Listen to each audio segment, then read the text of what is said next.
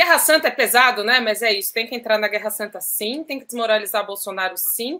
Isso não tem que ser uma ação da campanha do Lula. A campanha do Lula tem que estar focado em, como já falamos, em propostas, tem que estar centrada em defender objetivamente os seus pontos, principalmente econômico. Agora, se a militância está fazendo isso, está criando ação que desmoraliza, primeiro, a maçonaria não é religião, minha gente. A maçonaria não é religião, é uma ordem enfim, uma organização contra a qual existem muitas suspeitas, porque é secreta.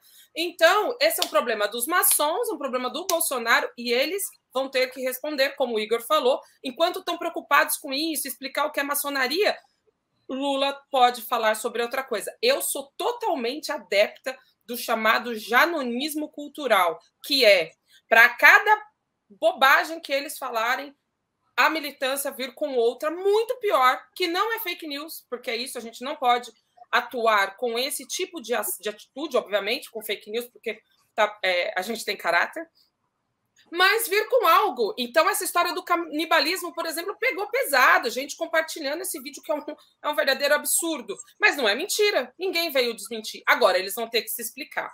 Então, eu acho que...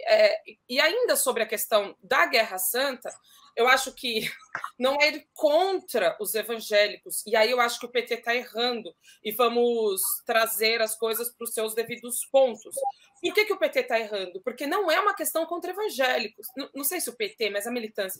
Não é uma questão contra evangélico. Não é bater em pastor. A questão é que nós não conseguimos entender, e aí a Alessandra Teixeira, o Antônio Osvaldo trouxeram aí algumas observações interessantes, mas esse segmento da classe trabalhadora que está vilipendiado pelo neoliberalismo, e aí eu acho que é complicado a gente analisar um cenário de 2 a 10 salários mínimos, porque não é a mesma coisa, né? Quem ganha aí R$2.000, R$5.000 e quem ganha 20 mil. Tem que fazer uma separação muito peculiar aí de faixas.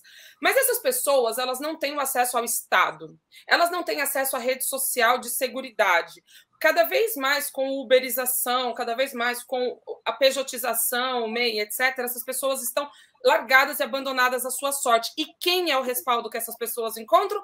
A igreja, o pastor e a comunidade que está em volta dessas igrejas.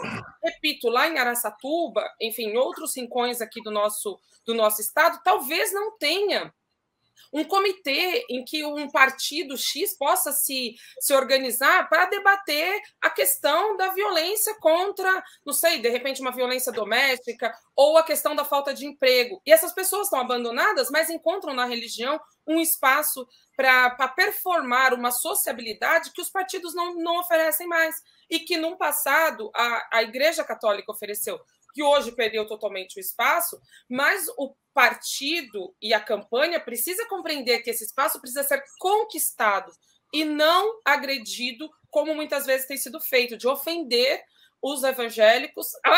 De ofender, vou pedir VAR com esse tempo, de ofender os evangélicos e de atacá-los como se fossem menos inteligentes ou menos capazes de formulações políticas.